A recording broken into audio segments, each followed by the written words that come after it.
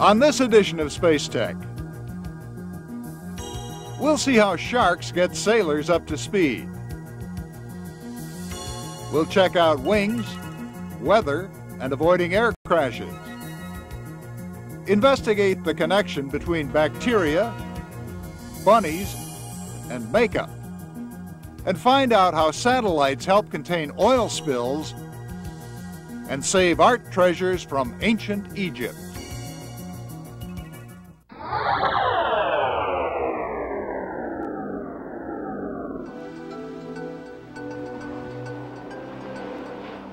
The year was 1987. The event, the America's Cup yacht race between the United States and Australia.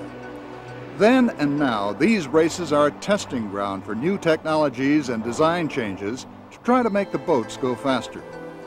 Every change is first tested on models, and if it works, installed on the 12-meter yachts. In 1987, space scientists at the Langley Research Center got into the act. They were looking at ways to reduce drag friction on the space shuttle and airplanes. The researchers discovered that a rough surface actually leads to less drag. Working with the 3M company, they developed sheets of thin vinyl that are grooved with microscopic riblets, triangular peaks and valleys that can be seen only with a high-powered microscope. The vinyl riblets were used to cover the bottom of the American yacht Stars and Stripes, giving the boat an intentionally rough surface from bow to stern. The test showed the riblets boosted the yacht's speed by 4 to 5%.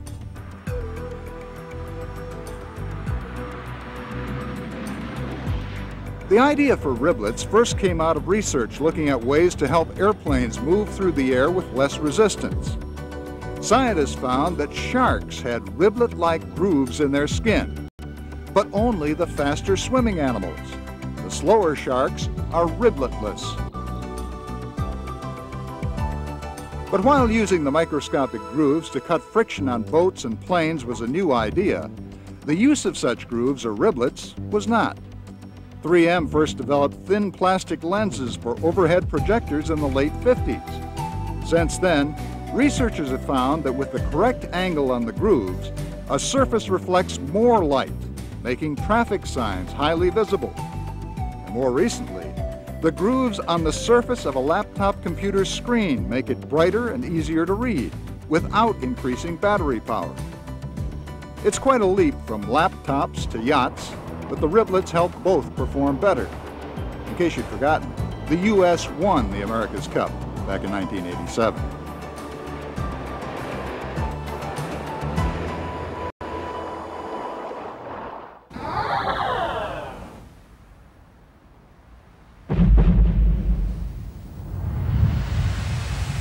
December 3rd, 1992.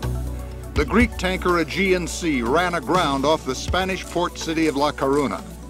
The ship exploded in flames.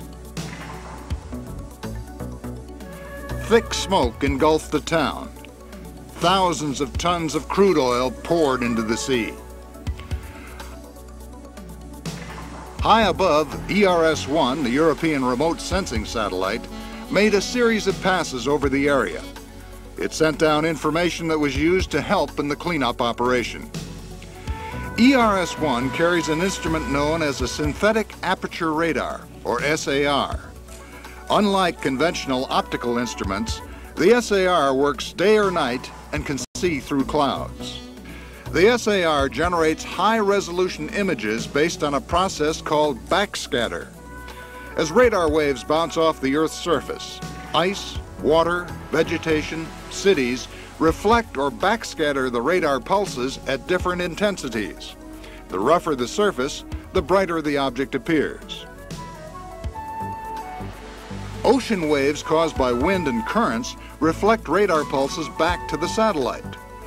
Oil spilled in water smooths the surface, so more of the radar waves are reflected into space.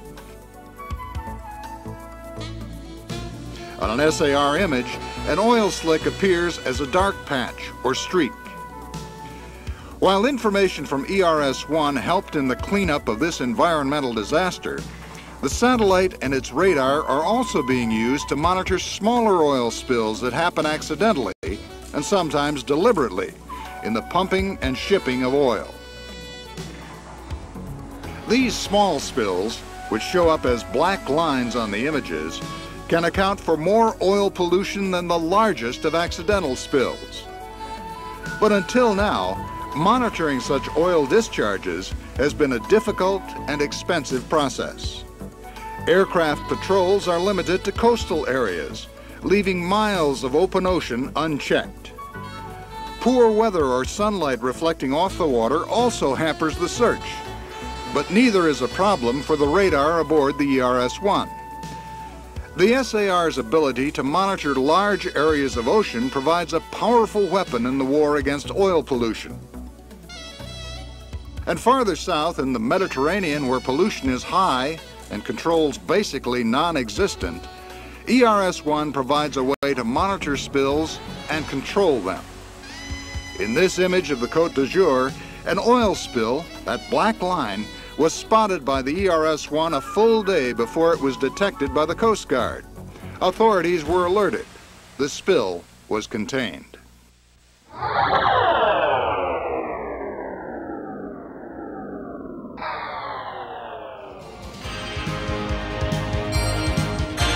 Satellite technology helps make ancient Egypt's art treasures available to the public. That story after we check out how bacteria are saving bunnies. Every year, new combinations of chemicals make it to the store shelves and from there into our homes. Chemicals in the form of soap and cosmetics. Chemicals that may or may not be tested for toxicity to humans. Many cosmetic products have been tested by exposing them to mice and rabbits. But that's upset animal lovers, and now a new test has been developed. This one is faster, more reliable, and less expensive, and it doesn't involve bunnies. This test uses microorganisms, tiny little creatures that swim about 10 times their body lengths every second, a distance about the width of a human hair. Scientists from the Marshall Space Flight Center studied the little guys in connection with low-gravity research. In the process of our low-gravity research on these organisms, we decided to look at the effect of gravity and chemicals together. As a spin-off, we found that these organisms were sensitive enough to some chemicals to use them as a toxic chemical detector. When exposed to poisonous chemicals, the organisms swam slower and in different directions.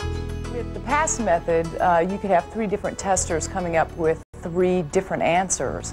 But with our method, it's as accurate and easy as pushing a button.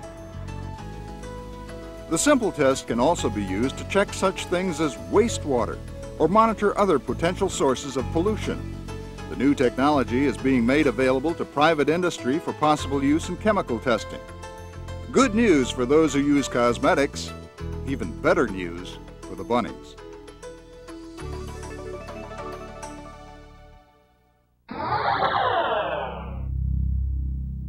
For the last 100 years, archaeologists have been slowly uncovering the ruins of Corinth in Greece.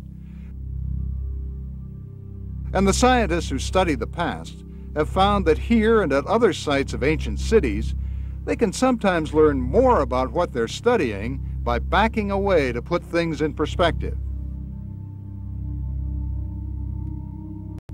That's why archaeologists have tried for years to find economical ways of getting an overview of various sites. Scientists have taken their cameras to the top of fire ladders. They've hung cameras on all kinds of balloons to get pictures showing how the small area they're studying relates to the surrounding countryside. With modern video technology, cameras that can record several different light frequencies are now used, with the video camera hung from a miniature blimp that can be towed by a scientific team back and forth around a site to give pictures of practically every square inch. These photos can be digitized and run through computer programs developed to analyze pictures from other planets to give scientists comprehensive views.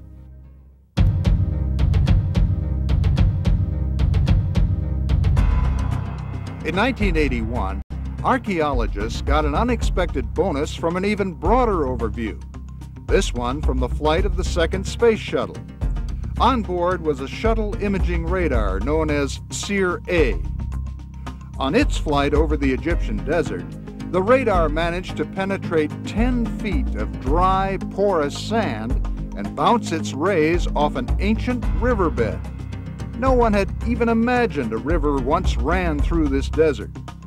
But the radar showed a river system as extensive as the current Nile. Photos from Landsat satellites passing over the same area show only sand. Armed with information from the shuttle's radar, scientists were able to unearth stone hand axes from the banks of the ancient river and theorized people living here had migrated to Europe, since the same kind of hand axes have been found there. In another part of Egypt, other forms of remote sensing technology and interpretive software for computers have helped archaeologists save ancient treasures. It was this limestone plateau on the west bank of the Nile at Luxor that was selected as the burial grounds for many of the pharaohs and their queens. The tombs were discovered by expeditions in the late 1800s and early 1900s. In 1903, one of the most spectacular was found, the tomb of Nefertari, favorite wife of Ramses II. A series of magnificent paintings line the walls of the 3,200-year-old tomb. They depict the queen and the Egyptian deities in the afterlife. The paintings are all that remain. Other treasures were lost when the tomb was plundered in antiquity. Unfortunately, many of the paintings had already crumbled to dust when the tomb was first discovered, leaving scientists to puzzle about what destroyed some paintings and how they might preserve the rest. Some of the paintings were so fragile they crumbled at the slightest touch. Concern that more damage would be done led to the tomb being closed to visitors for more than 50 years.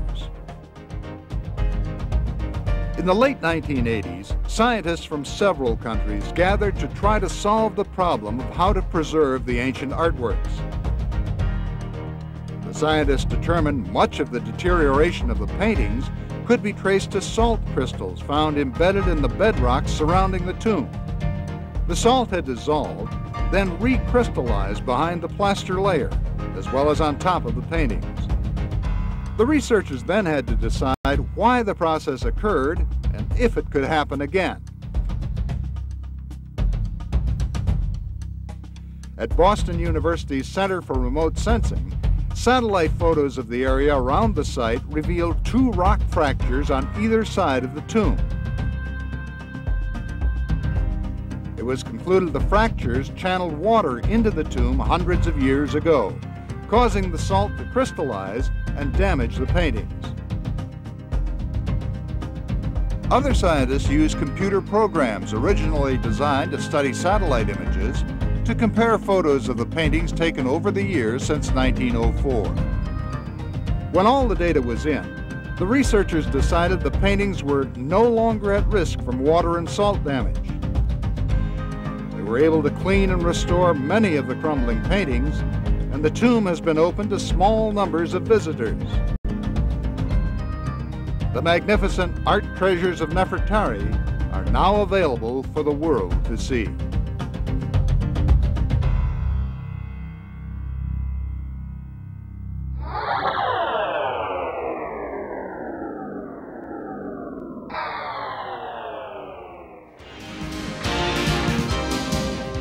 A look at how to avoid air crashes. Right after we see how space-age metals help save a boy's leg.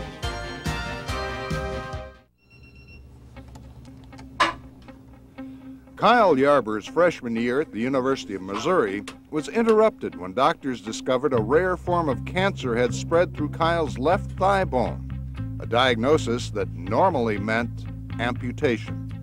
Amputation was not really an option to us because that was the one thing that Kyle did not want. He did not want to lose his leg. Fortunately for Kyle, he was treated by Dr. Kurt Merkel at the Washington University Medical Center in St. Louis, Missouri. Merkel is one of just a few surgeons who specialize in limb replacement surgery. Recent advances in chemotherapy and orthopedic surgery now allow cancer patients to keep their limbs and maintain much of the original function. We really don't want him to run on it or jump on it, and of course he couldn't participate in contact sports, but on the other hand he can do things like play golf or bowl or swim, and of course do the activities of daily living that any student 18 years old would do. He can do many other things that patients can't do who've had amputation.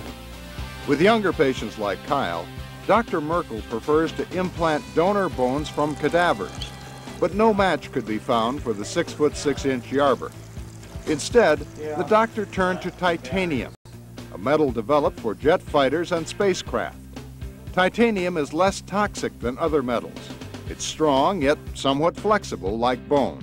We're hoping that this will give Kyle a useful service for 10 or 15 years. If we can get him that far, by then we may have other materials that we can use to replace for his bone. Basically, I'm doing the same things I was doing before. Just every 3 weeks I have to come and get chemo, but I walk around, do my jobs, go to class, do everything that I did before. A year after starting chemotherapy, 9 months after limb replacement surgery, Kyle Yarber walks with a slight limp. I've seen a lot worse being in the hospital. I've seen kids die. I've seen people with amputations. I've seen everything, and I feel pretty lucky.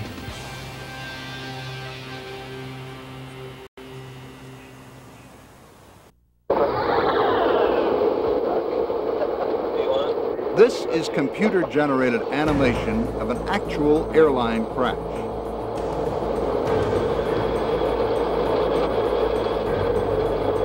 The aircraft was taking off in bad weather. Investigation later blamed a buildup of ice on the wings and fuselage for the plane's failure to get more than a few hundred feet into the air before pilots lost control and the plane crashed. Weather can't be controlled, but most of it can be avoided. New radars warn pilots of dangers like wind shear and thunderstorms. Pilots are able to plot the best route around minor storms to save time and avoid bouncing passengers around. But planes still have to operate at times in wind and rain and snow and sleet. That's why aerospace engineers keep testing equipment and new ideas. This test carriage has been adapted to carry a section of a full-scale aircraft wing. Engineers here at Langley use the test to measure wind and water turbulence and report the turbulence causes a cut in performance of 15 to 20%.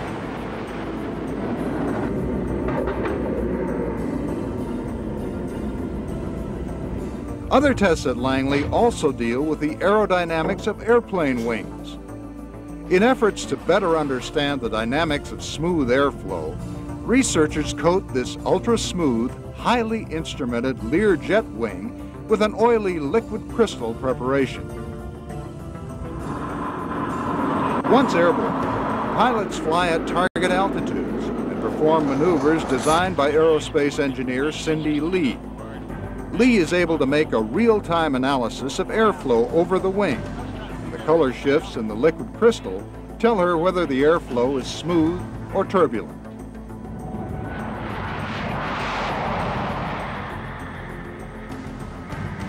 Still other studies involve new wing designs that might make planes safer and more efficient. When this F-106 was built, it was designed for supersonic flight with razor-sharp wings. Now the engineers are trying a new design. It involves a leading edge flap, an 18-inch wide panel that runs the length of the front edge of the wing and points downward. Wind tunnel tests had shown that installing the flap could increase the performance of the F-106 by more than 20%. 265 feet. When air passes over a plane's wing, small tornado-like currents called vortices are generated. Look at the wings of the space shuttle. In flight, vortices normally form along the entire wing, generating lift. Look at a cross-section of the F-106's wing to see how lift occurs. Add the vortex flap, and you can see air is channeled both upward and forward. Program manager Ron Smith says no wings have ever been designed to make use of this vortex. But we're controlling that vortex, the tornado, by putting it on the leading edge where we form a suction which pulls the airplane along. Test pilots report the F-106 is much more responsive when doing maneuvers with the vortex flap. Further studies are underway to see if the new wing design will result in better handling qualities for fighter planes as well as high-speed transports and civilian aircraft.